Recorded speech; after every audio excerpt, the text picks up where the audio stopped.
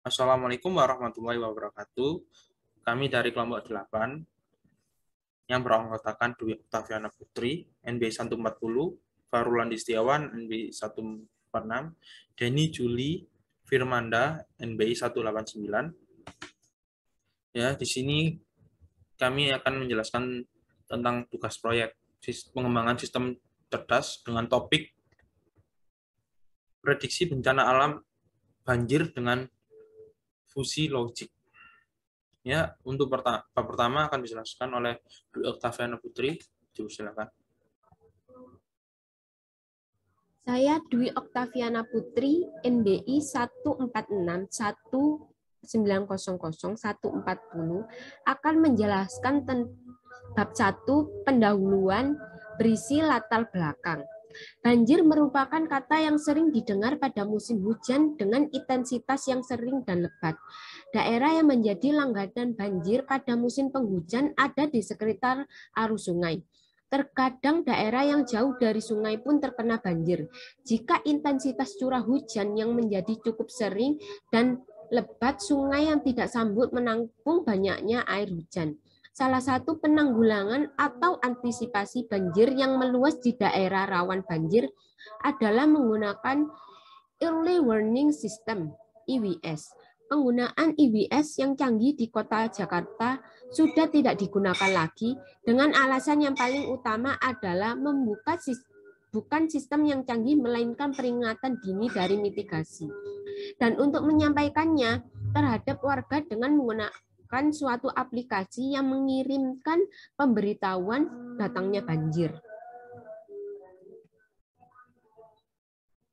Permasalahan, minimnya penanggulangan dari banjir dikarenakan tidak bisa memprediksi kapan datangnya banjir. Tujuan untuk mempermudah pemberitahuan ancaman bencana banjir terhadap warga terutama yang berada di kawasan rawan banjir.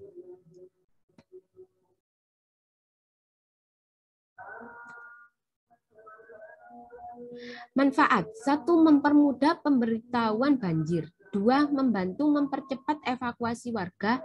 3. Dan dapat memberi informasi data air. 5. Potensi dan nilai jual.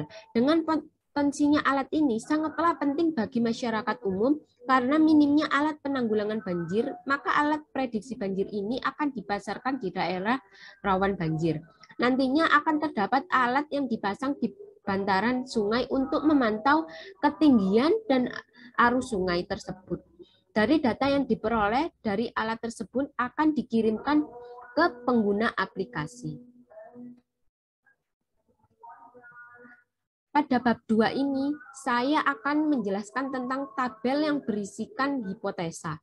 Hipotesa 1, suhu sama dengan dingin, kelembapan sama dengan lembab, kecepatan sama dengan tinggi, curah hujan sama dengan tinggi, lama hujan sama dengan lama, sama dengan alarm menyala.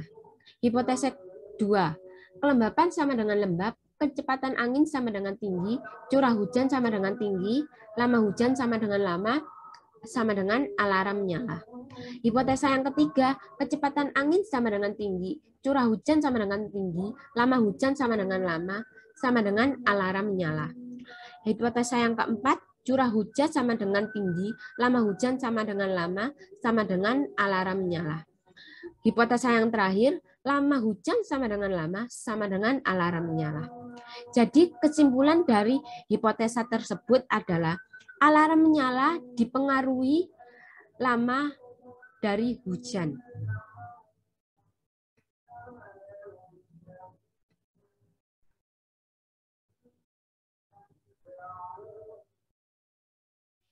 Yang ini saya akan menjelaskan tentang metode Van Es. Pada tabel ini, pertama-tama kita mengelompokkan alarm menyala terlebih dahulu.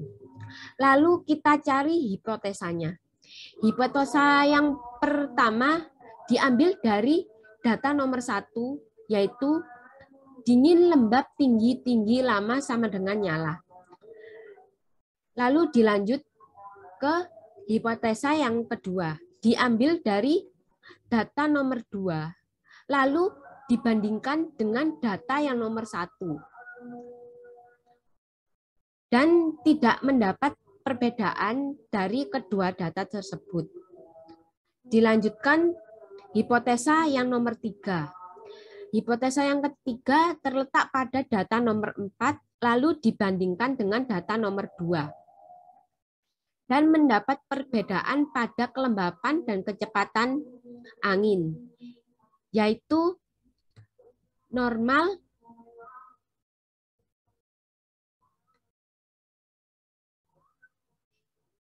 kelembapan normal dan kecepatan angin sedang. Jadi hasilnya suhu dingin, curah hujan tinggi, lama hujan lama sama dengan nyala.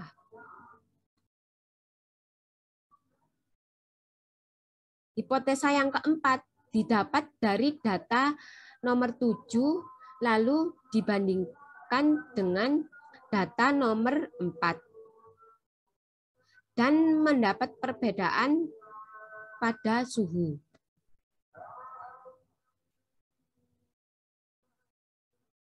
Dicoret. Kelembapan dan kecepatan angin kan sudah dicoret. Jadi hasilnya adalah curah hujan tinggi, lama hujan lama, alarm menyala. Jadi kesimpulannya dari tabel yang pertama adalah alarm nyala dipengaruhi dari curah hujan dan lama hujan.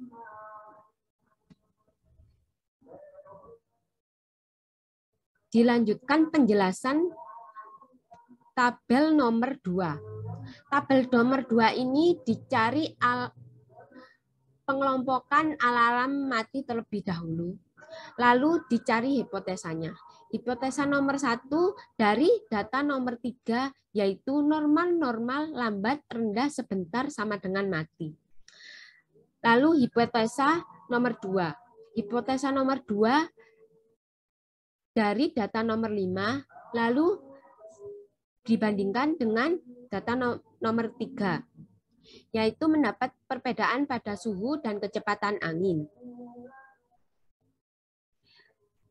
Sama seperti tadi, jika menemukan perbedaan akan dicoret. Jadi hasil hipotesa nomor 2 adalah normal rendah sebentar sama dengan mati. Dilanjut hipotesa nomor 3. Hipotesa nomor 3 didapat dari data nomor 6.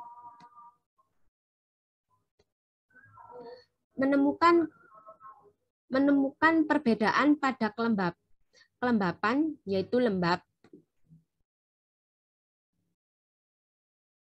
Jadi hasil pada hipotesa nomor 6 adalah rendah sebentar sama dengan mati.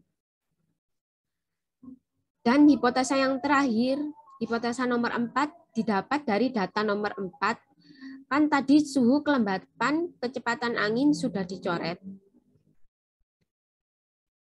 Jadi tidak menemukan perbedaan dari data nomor 6 ini. Yaitu hasilnya sama, rendah sebentar sama dengan mati. Kesimpulan dari hasil FIND-S adalah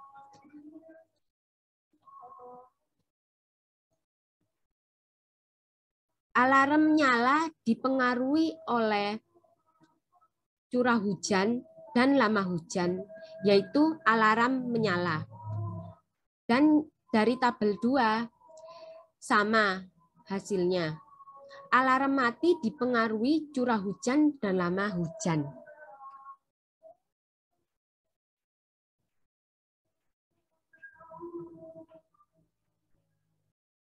Untuk bab selanjutnya, saya akan menjelaskan bab 3, klasifikasi dengan Naive Bayes. Terdapat dataset seperti berikut. Dalam dataset ini terdapat suhu, kelembapan, kecepatan angin, curah hujan, lama hujan, alarm. di sini dibagi menjadi dua. Hari pertama sampai hari kelima itu adalah data training. Hari ke-6 sampai hari 8 data testing, data test. Ya, ya. Untuk yang pertama kita harus mencari probabilitas bersyarat dan kondisi pure-nya. Di sini kami menggunakan penempatan Laplace yang penyebutnya yang atas tambah 1, yang bawah ditambah 2. Seperti ini, yang atas tambah 1, 2. Jadi, yang pertama dicari adalah probabilitas alarm ini yang diinisialkan AL, alarm, probabilitas alarm yang memiliki nilai 0. Ini perlu diingat untuk perhitungan probabilitasnya hanya menggunakan data training. Jadi, probabilitas alarm sama dengan 0. Yang ini, alarmnya yang berisi 0. Jadi, probabilitasnya 2 dari semua data training ini. Nah, diketemukan hasilnya 0,4. 2/5, jadi 0,4. Dan berikutnya, probabilitas alarm yang memiliki nilai 1. Yang memiliki nilai 1 ya sama seperti memiliki nilai 0. Dihitung nilai satunya berapa. Ini 2, 3. Setelah itu, dimasukkan 3 per jumlah data training. 3, 0,5. Ketemu 0,6 per 5, 0,6. Ya. Selanjutnya, untuk data yang pertama adalah jika probabilitas suhu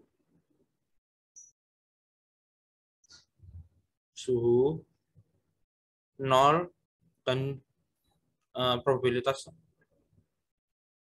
alarm 0. Sebenarnya rumusnya itu P seperti ini, S 0 atau A L 0 per A L 0. Setelah itu dimasukkan ini yang S-nya 0, berarti yang suhunya 0, alarmnya 0. Ya di sini karena tidak ada ya kan yang suhunya 0, alarmnya 0, tidak ada, maka 0 per 5 per 2 per 5. Dikarenakan pembilangnya sama, dicoret. Jadi ketemunya 0,2. Dikarenakan menggunakan Laplace, yang atasnya ditambah 1, yang bawah ditambah 2, maka ketemunya itu hasilnya 1/4 dan ketemu 0,25. Ya, nanti itu dicari semua seperti itu. Dicari semua itu. Setelah itu, selanjutnya perhitungan data hasil. Perhitungan data hasil itu melihat dari data ini. Data yang dimiliki. Ini digunakan semua dari 1 sampai 8. Nah, jadi ini data X1 sama dengan 1. Maksudnya itu data 1 ini Kan yang suhunya 0, kelembapan 1 sampai lama hujan. Jadi kan suhunya 0, kelembapannya 1, kecepatan angin 1, curah hujan 1, lama hujan 1. Nah, alarmnya 1. Nah, di sini maksudnya kita mencari data 1 yang alarmnya 0 dan alarmnya 1 dan alarmnya 0. Ya, ini kita lihat dari probabilitas yang atas, PS01 berarti ini 0,8. Setelah itu PK11, nah ini 0,6 ditaruh. Setelah itu PKA 11, 0,8, CH1 0,8, dan alarm 1 0,6. Alarm 1 0,6. Nah, kita cari ketemunya 0,148. Nah, setelah itu kita ganti jika alarmnya 0. PS01 00, PS00 ini 0,25, terus PK10 0,25, PKA 10 0,5, 0,5 ini. Setelah itu CH10, nah ini 25. Setelah itu LH, lama hujannya 10 juga, 0,25. Dengan probabilitas alarmnya 0, 0,4, nah, ketemu 0,008. Nah, dari ini nanti dicari dari semua data, 8 data ini, dicari probabilitas alarm 1 dan alarm 0-nya. Sudah selesai. Hingga ketemu semuanya. Setelah itu kita bandingkan tabel tadi. Sebenarnya perbandingannya cuma alarm ini dan hasil ini. Hasilnya dari mana? Hasilnya ya kan data hari pertama yang ini. Sebentar, saya hapus dulu. Data hari pertama ini P1 alarm 1 dan alarm 0-nya dibandingkan mana yang lebih besar. Yang lebih besar X1 alarm 1. Jadi di sini dituliskan 1. Setelah itu data 2 dibandingkan juga mana yang besar. Alarm 1-nya besar, hasilnya 1. Setelah itu data 3. Nah, yang data 3 yang besar alarm 0-nya, jadi tulis 0. Nah, kita bandingkan hingga data ke-8 ketemu seperti ini. Nah, setelah itu menentukan overfitting-nya. Nah, overfitting itu dari mana? Overfitting itu data training. Dicari itu data training dulu. Perbedaan dari data asli dan data hasil yang kita cari tadi. Nah, kita cari di sini tidak ada, ya kan? Tidak ada yang berbeda. Berarti ya langsung saja 0,5 hasilnya 0. Berikutnya data validasi. Berarti itu data yang bawah, data testing ini cari yang berbeda. antara data asli dengan data yang baru hasilnya. Di sini terdapat perbedaan ini di data 6 dan data 7. Nah, jadi dua perbedaan tadi per jumlah data ketemu 0,667. Karena error pada data validasi lebih besar pada data trainer, maka disimpulkan overfitting. Ya. Selanjutnya mencari confusion matrixnya. Nah, confusion matrix itu seperti ini. Mencarinya dari ini, dari data yang hasil tadi, yang memiliki satu-satu itu maksudnya seperti ini kan. 11, 01, 10, 00. Nah, mencarinya seperti ini. Maksudnya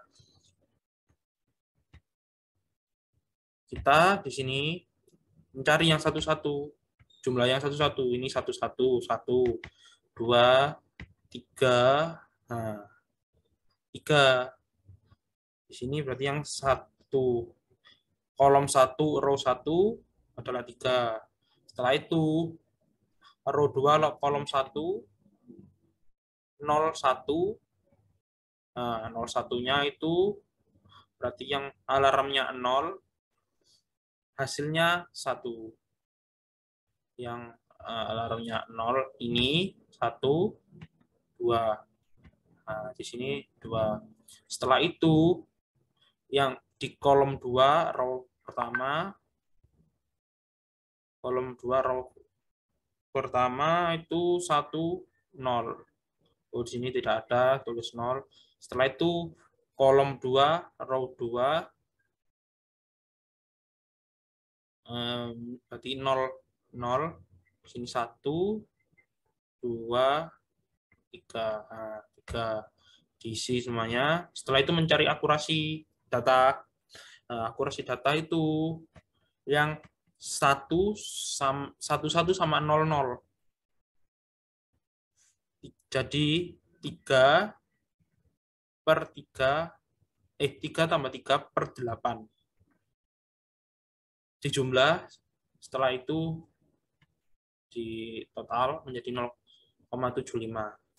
Jadi kesimpulannya ditemukan akurasi dari perhitungan di atas setara 0,7, ketepatan prediksi hanya salah 2 saja di bagian testingnya, namun tidak terdapat kesalahan pada data trainingnya.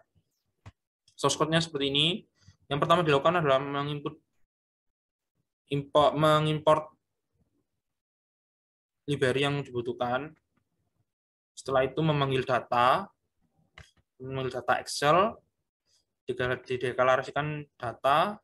Nah, setelah itu untuk membaca data dimasukkan ke DF ini menggunakan Panda sini.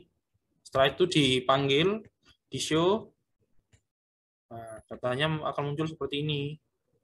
Setelah itu dari data ini ditransform dari data kategorikal menjadi numerik. Nah, di sini kan import datanya pre-processing, ya kan? Dari pertama itu kolom suhu ditransform, terus dimasukkan ke N suhu, di print, kelembabannya juga satu. Ini kolomnya untuk memanggil kolomnya, ini kolom.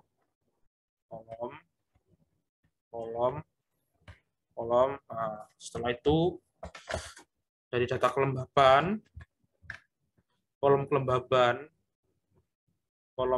ini ditransform dari kategorikal menjadi numerik, menjadi angka. Kecepatan angin juga hingga alarm. Hasil transformnya seperti ini. Nah, ini hasil transformnya 0010 0,2, 0,12.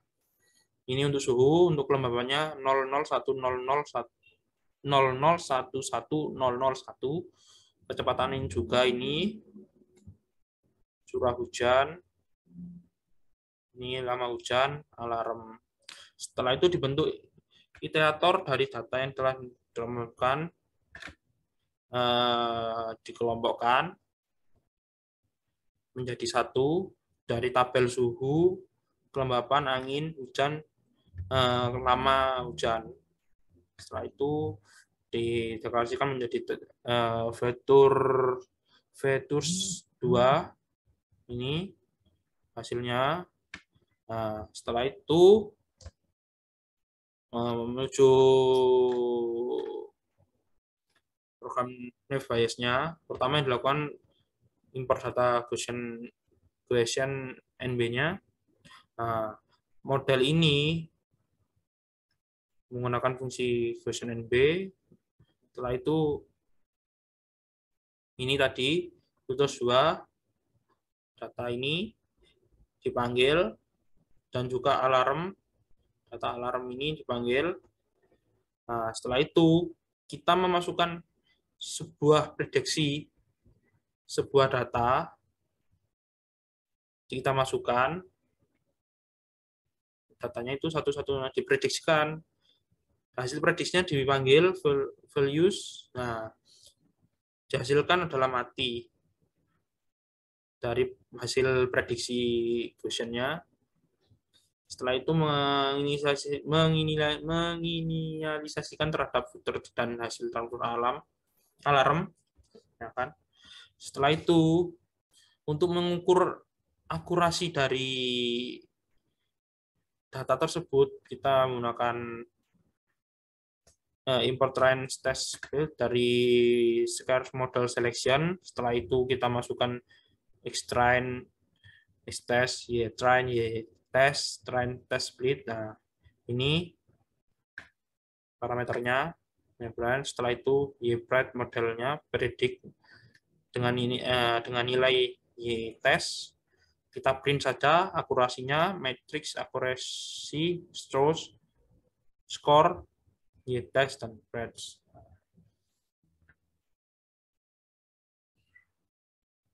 Setelah itu lanjut bab 4. Bab 4 yang berisi klasifikasi dengan jaringan saraf tiruan. Di sini terdapat tabel data training. Ini data training memiliki keterangan kelembapan min 1 sama dengan kering, 0 sama dengan lembab, 1 sangat lembab. Lama hujan juga memiliki keterangan jika 0 sebentar, 1 lama, dan 2 sangat lama. Alarm memiliki 2 keterangan jika 0 mati dan 1 adalah nyala. Di sini terdapat data tes.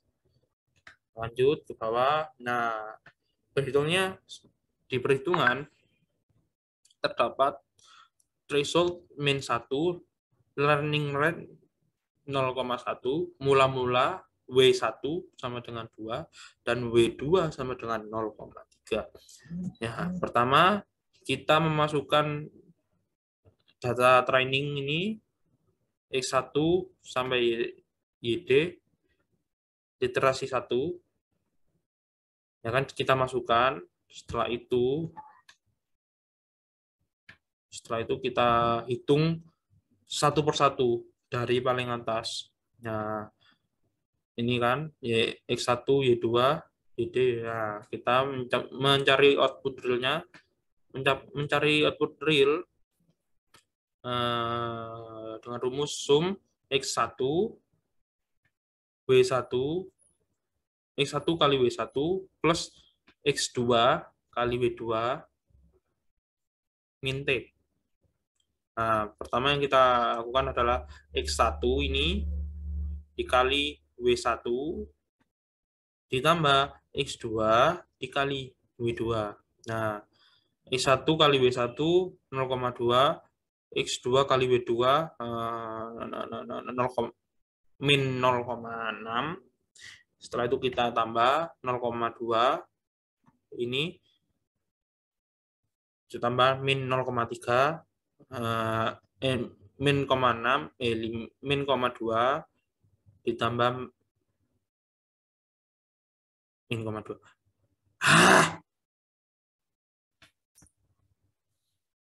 Ya, setelah itu kita mencari, kita tambah 0,2 hasil dari X1 kali X1 dan ditambah X2 W2. X2 kali W2-nya itu min 0,6, jadi 0,2 ditambah min 0,6, hasilnya 0,4 min. Nah, setelah itu dikurangi min 1 dari T-nya adalah threshold. Nah, kita jumlahkan mendapat hasil 0,6. Nah, setelah itu jika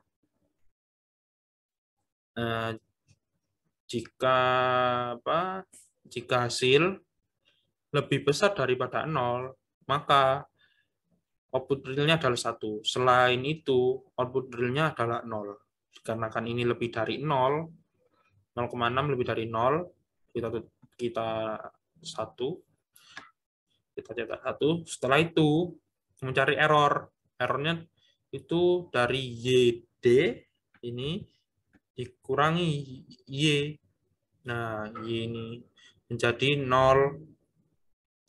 Satu fakta, jika errornya 0, pasti bobot akhirnya akan tetap sama. Nah, untuk mencari bobot akhir, itu learning rate ini dikali X1. X1 jika mencari W1 ya. Mencari W1 ini, learning rate dikali X1 dikali E. Nah, ini itu errornya 0. Pasti hasilnya akan 0. Nah, ditambah W1. W1-nya 0,2. 0 tambah 0,2 tetap menjadi 0,2. Nah, sama sebenarnya jika mencari bobot akhir W, yang membedakan learning rate dikali X2. X2 ini sebelumnya dikali E errornya ditambah W2 ini akan tetap sama. Ya, nah ini setelah itu ke bawahnya bobot awal. Bobot awal ini sebenarnya bobot awal dari bobot akhir data sebelumnya. Data sebelumnya itu 0,2. Nah, ini kita cari, hasilnya sama 1, terus errornya 0 sama. Nah, ini bobot akhirnya akan pada bobot awal data selanjutnya. Bobot awal data selanjutnya 0,2 min 0,3 ini. Nah, ini tidak menemukan, ini terdapat error min 1 kan, error. Nah, pasti akan berubah karena kan tidak 0. Kita hitung dengan rumus ini mendapat 0,3, W2-nya juga mendapat min 0,5. Nah, setelah ini sudah mendapat bobot akhirnya. Lanjut data selanjutnya, data selanjutnya dari bobot akhir data sebelumnya. Mencari 0, jadi sama. Jika kita mencari terus sampai epoch 2, jika epoch 2 tidak,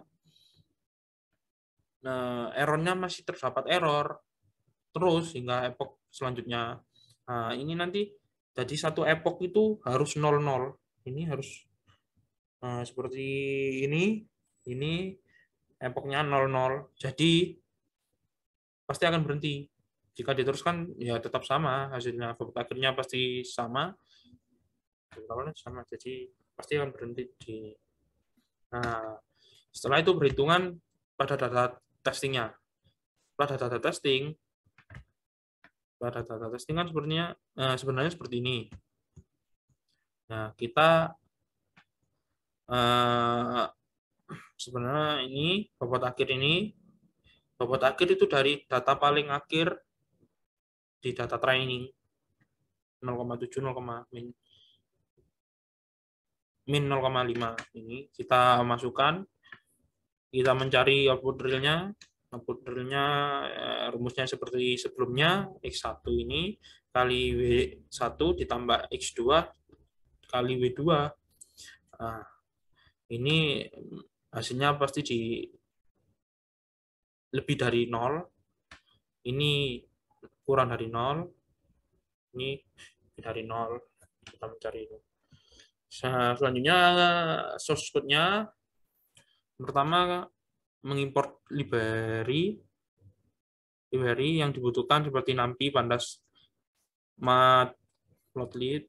Nah, setelah itu kita membuat kelas Perceptron dengan nilai objek.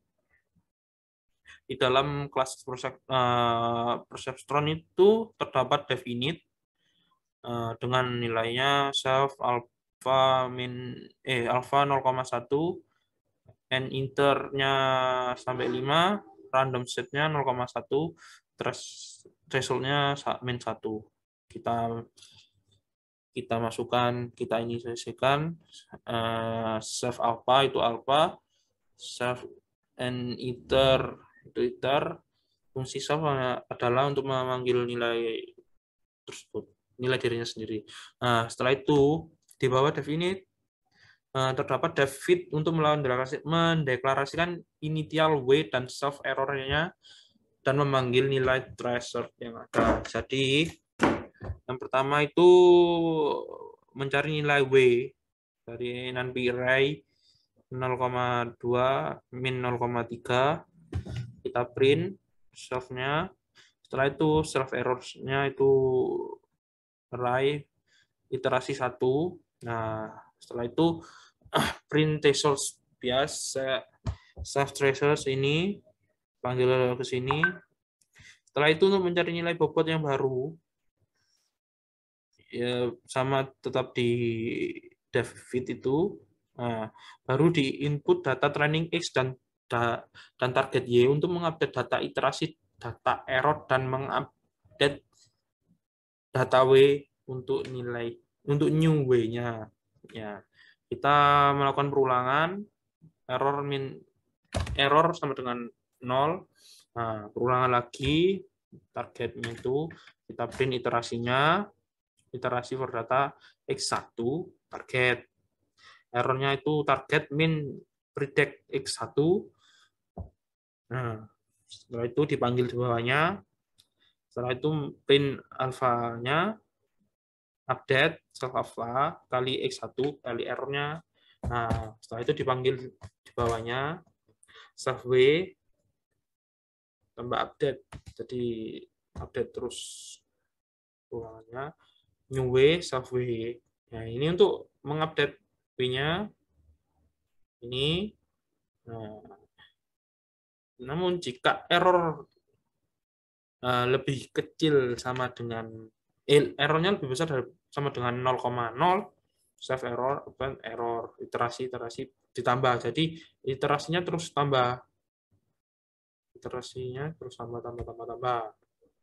Untuk mendapatkan nilai yang mewakili setiap simbol maka digunakan def net input dan fungsi def predict digunakan untuk mendapatkan output dari jaringan.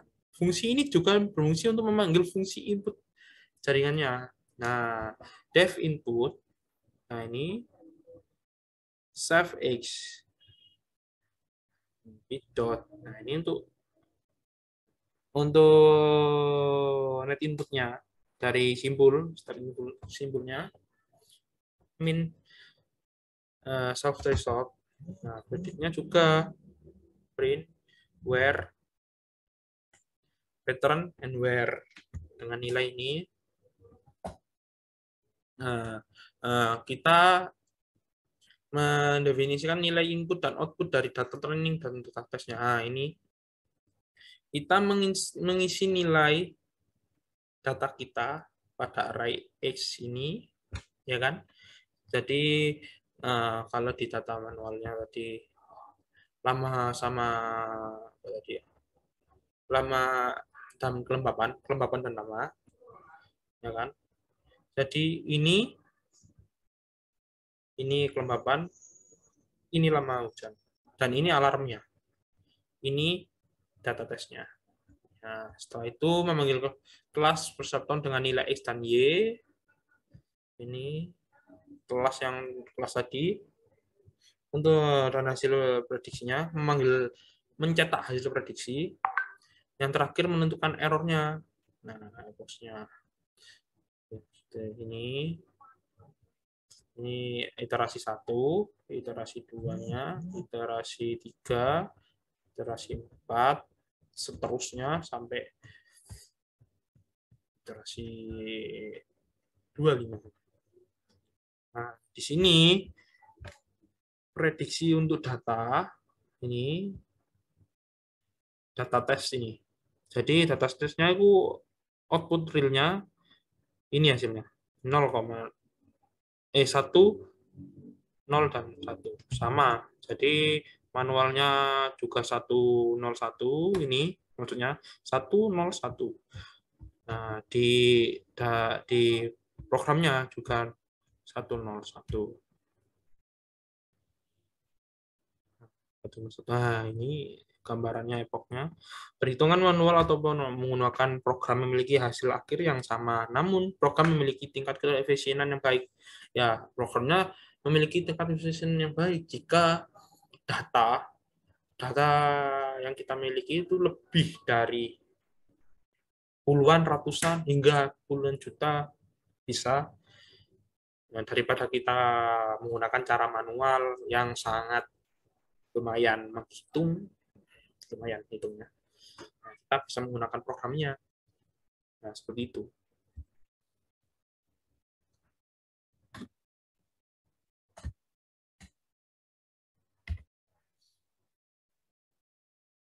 Ya, selanjutnya bab 5 penerapan sistem fusi. Fusi, keanggotaan fusi. Di sini terdapat tabel, ya, tabel dengan jumlah data realnya dari survei seperti ini. Nah, kita membuat derajat keanggotaan dari nilai suhunya. Nah, di sini nilai suhunya kita bagi menjadi 3, dingin, normal, panas. Nah, kita bagi menjadi 3 berarti kita mempunyai fungsi keanggotaan juga 3. Fungsi keanggotaan dingin itu ini. Nah, jika 0 itu X lebih dari 26. Nah, ini jika X-nya antara 24 dan 26, menggunakan ini, X-nya itu kurang dari 24, 1 berarti. Dan ini untuk normal, dan ini untuk panas. Nah, setelah itu derajat keanggotaan dari nilai kelembapan. Kelembapan hanya mempunyai dua bagi, normal dan lembab.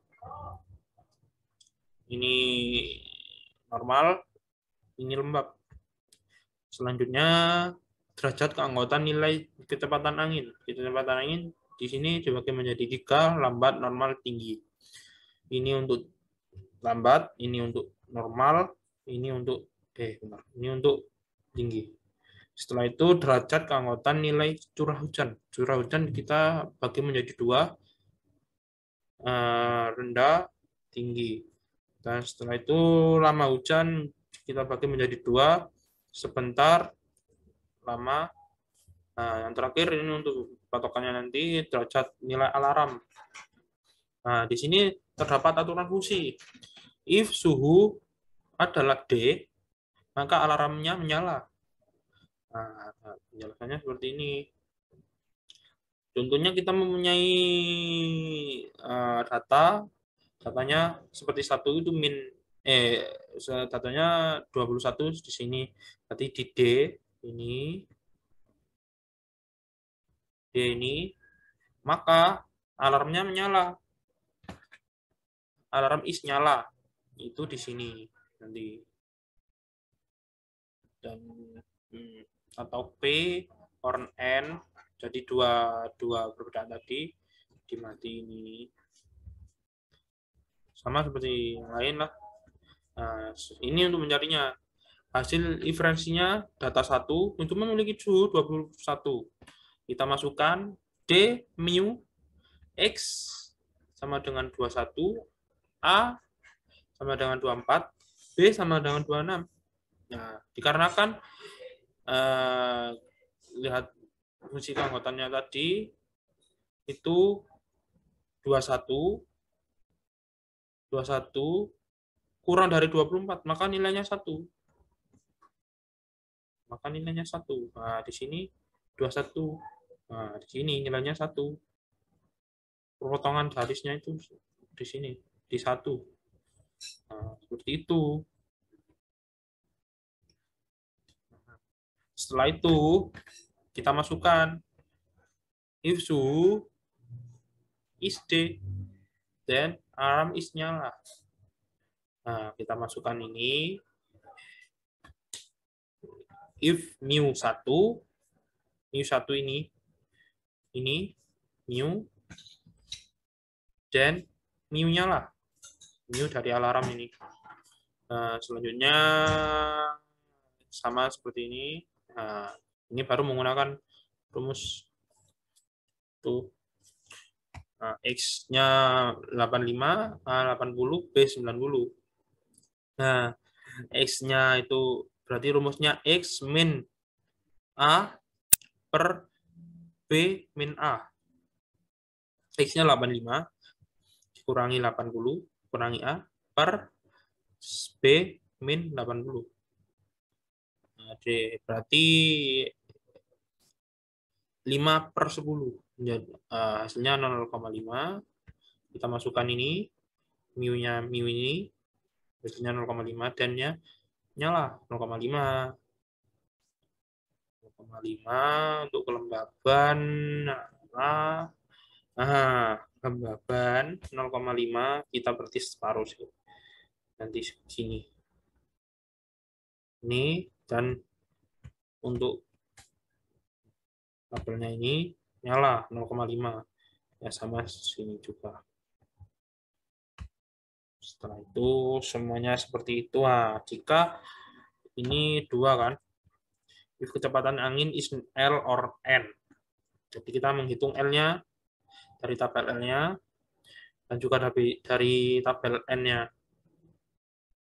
Nah, ini dikarenakan X-nya lebih dari A, maka 0. Ini X-nya kurang dari A, maka 1.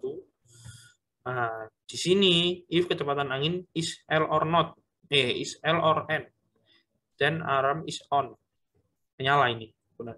Nah, dari mu 1 atau mu 2, kita mencari yang lebih besar. Yang paling besar mana? Mu 2. Kita contohnya sini. Berarti if mu, ini 1. Salah, maaf. Ini 1. Nah, kita mencari semuanya seperti itu. Hingga habis. Hingga data terakhir. Nah, setelah itu ke source code-nya. Source code-nya itu kita pertama harus menginstal ini. Sedikit fusi. Nah, setelah itu kita import library yang kita butuhkan. Pandas, NumPy, skfusi, pyplot. Ini itu semua.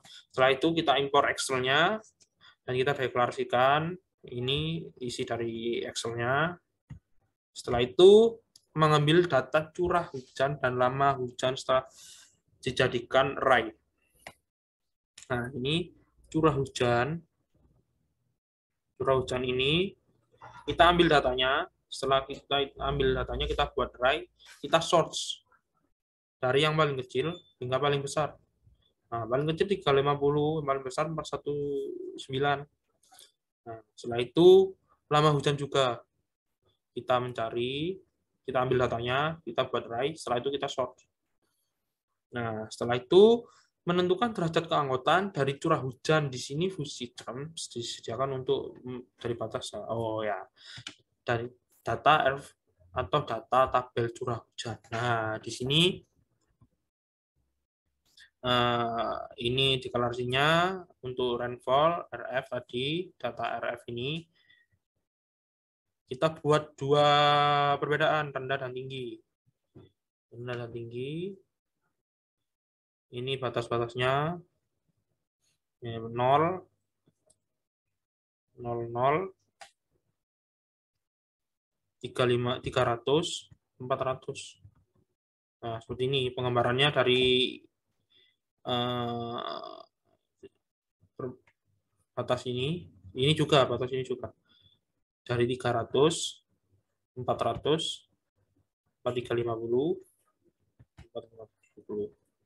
Jadi gambar seperti ini. Setelah itu sama seperti derajat sebelumnya. Di sini kita untuk mencari lama hujan seperti tadi, seperti ini. Lama hujan cepat dibagi menjadi dua, cepat dan lama. Dan ini batasannya dua ini. Nah, ternyata seperti ini.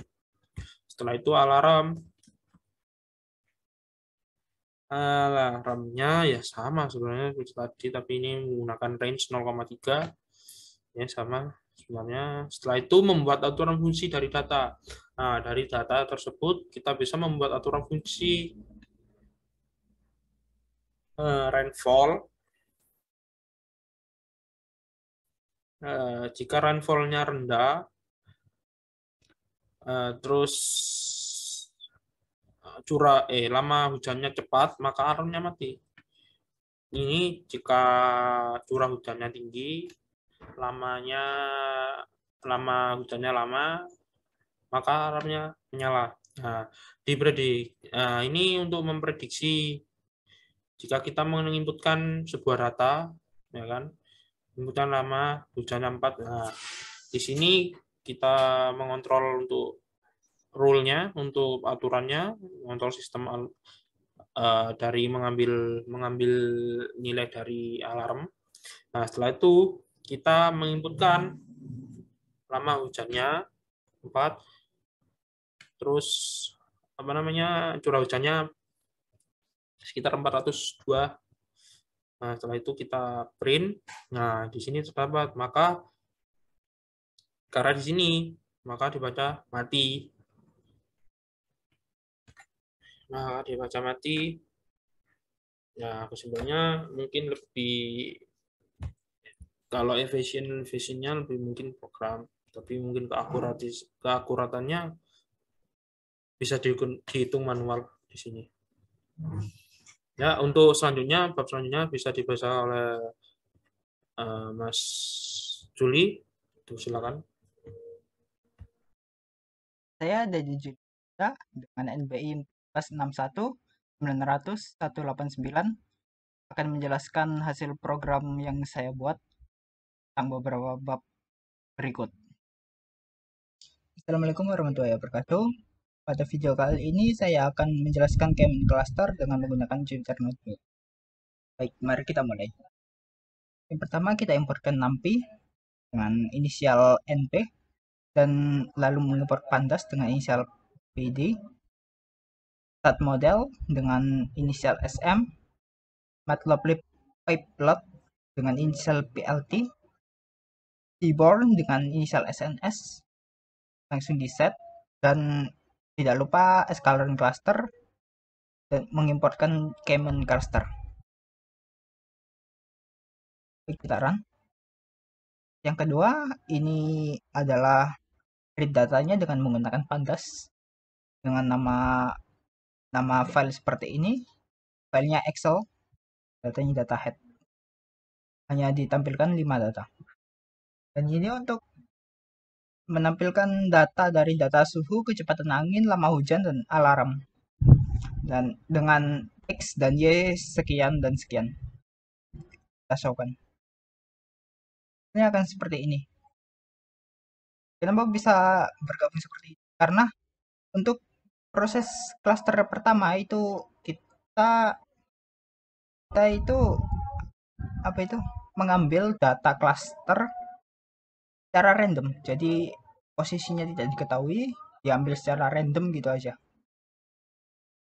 Lalu kita baca data ilog dari kolom 0 sampai ke 5 dan menggunakan k-means dengan nilai klaster 5 lalu di-fitkan agar dapat ke proses selanjutnya. Apabila tidak di-fitkan akan terjadi error. Lalu ini di-definite-kan agar bisa diidentifikasi arraynya dengan fit predict x. Makanya tadi itu di-fitkan dulu baru fit underscore predict di sini. Apabila fitnya ini gagal maka tidak bisa masuk ke sini. Dan ini untuk hasilnya. Ini untuk data kecepatan angin sama hujan dan alarm. Untuk warnanya dengan menggunakan cluster tentunya. Dan warnanya seperti ini, arahnya secara random rainbow. Nah, untuk tadi kan ini kan gabung seperti ini kan. Kok bisa jadi seperti ini? Ini tuh dikarenakan ini kan biru di pojok kanan atas dan di tengah ini kan. Ini tidak bergabung seperti pada data awal ini. Data awal ini kan warna kuning dengan warna hitamnya bergabung. Itu dikarenakan saat pada ini kan secara random. Nah, untuk proses ke clusternya ini digunakan klaster baru dan mencari gravitasi dari klaster tersebut. Lalu klaster yang lama itu akan ditarik ke klaster baru agar tidak berbentrokan dengan klaster lain. Seperti itu cara pada game cluster itu. Sehingga ini biru dan biru dapat dikelompokkan. Saya zoom agar lebih terlihat. Dapat dikelompokkan secara melonjong dan tidak terganggu dengan kuningnya, warna kuning pada saat ini. Bisa dilonjongkan, lalu kuning ini dilonjongkan, tidak mengganggu yang biru ataupun mengganggu yang purple maupun yang merah ini.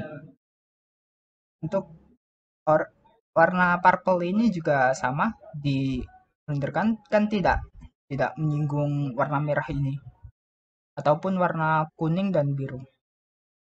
Dan untuk warna merah sendiri hanya satu dan ya tidak bisa mengganggu yang lain lah. Warna hijau pun juga gitu tidak bisa mengganggu. Nah, ini klaster yang lama ditarik ke klaster yang baru sehingga antar klaster itu data satu dengan data lain yang berbeda itu tidak bisa bersinggungan atau bercampur, sehingga itu dikelompokkan pada klaster masing-masing type-nya seperti itu. Sekian untuk gaming cluster, akan saya lanjutkan pada tag ke berikutnya.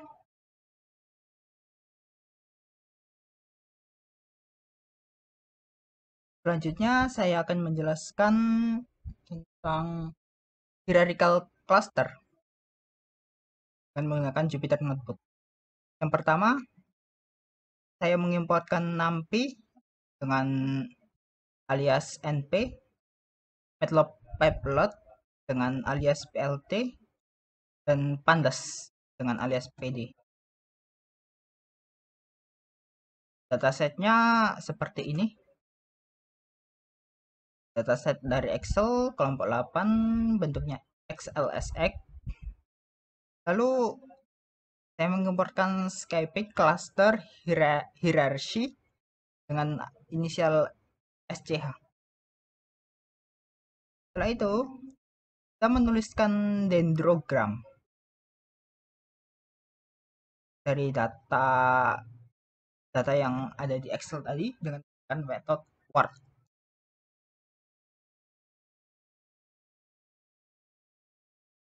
Untuk extract-labelnya coba saya pilih dan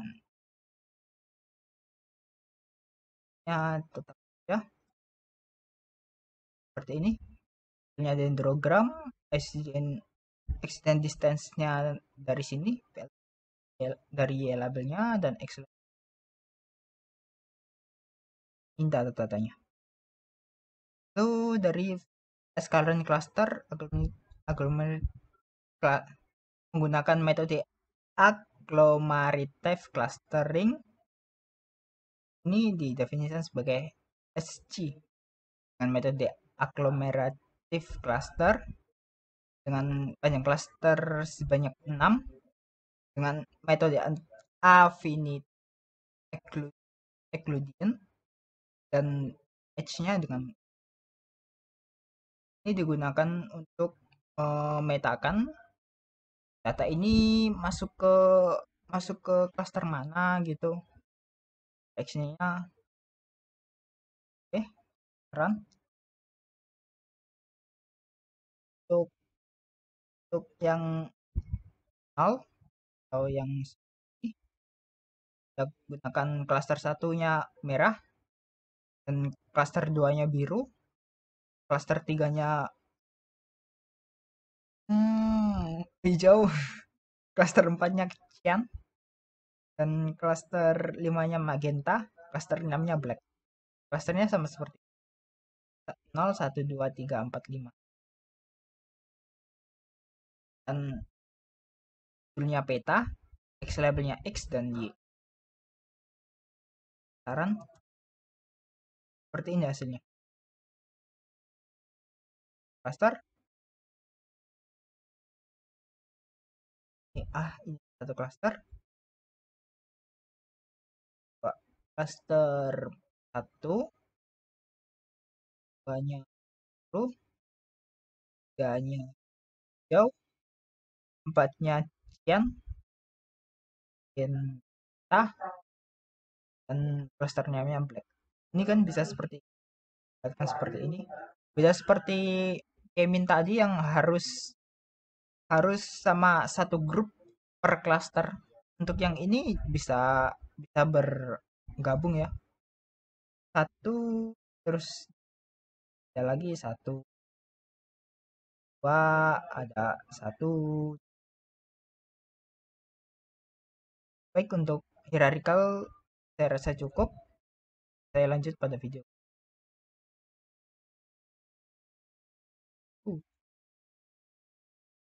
Baik, untuk selanjutnya linear regresi.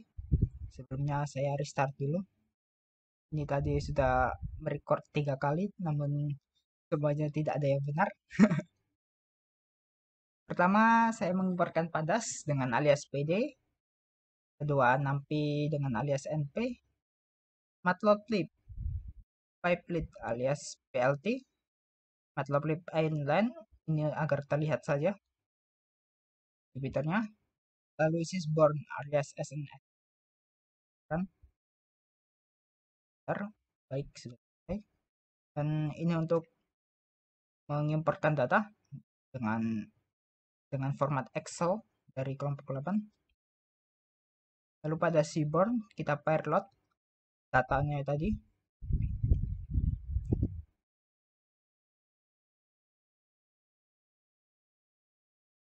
Kita dapatkan cluster dan histogramnya seperti ini.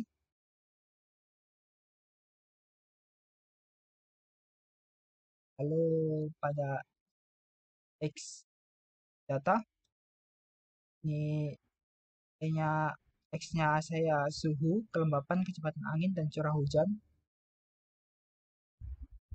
X-nya sekian ini, 2, 3, 4. Heran. Dan untuk Y-nya alarm ini saja. Hanya untuk pembanding. Dan kita importkan test split-nya agar bisa data X, Y, trend, Y trend. Dan ini untuk perintah ekstern Y-nya seperti ini. Ekstern X-test, Y-test, lalu di split XY, test splitnya sebesar 30%. Lalu pada scalar model linear, kita importkan linear regresi, kita definisikan sebagai model.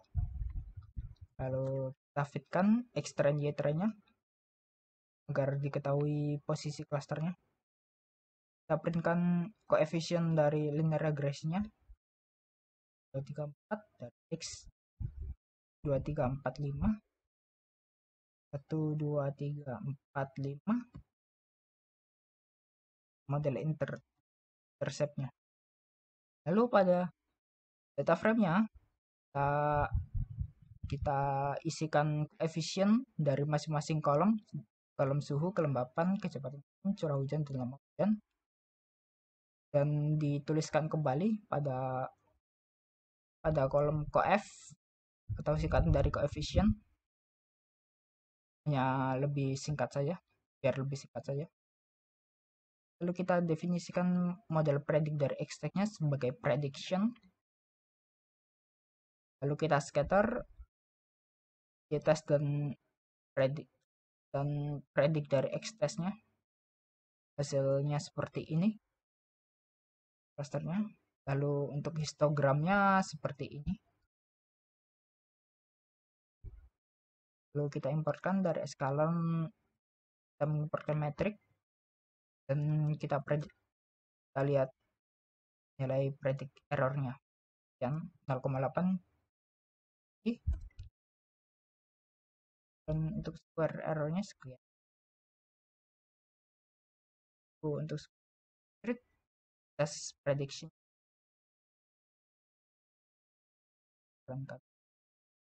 lebih meyakinkan.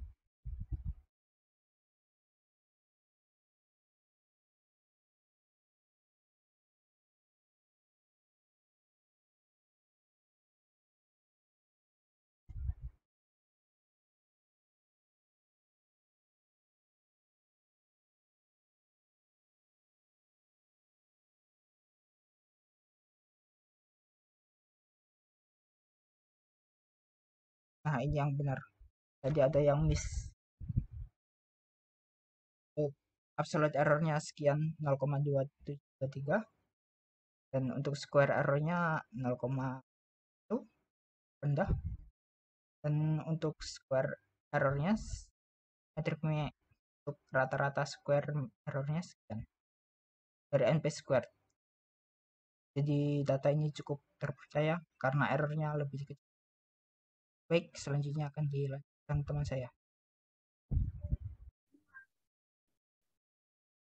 Bab 9, kesimpulan. Dari semua metode yang digunakan, paling akurat untuk menentukan hasil prediksi adalah metode jaringan saraf tiruan. Dibandingkan metode lainnya seperti naive Bayes, fusi keanggotaan, dan lain-lain. Dikarenakan jaringan saraf tiruan menggunakan satu persatu data dengan berurutan. Meski dengan metode tersebut sedikit lama jika dikerjakan manual. Namun programnya sangat berguna jika digunakan dalam data yang besar, jadi lebih.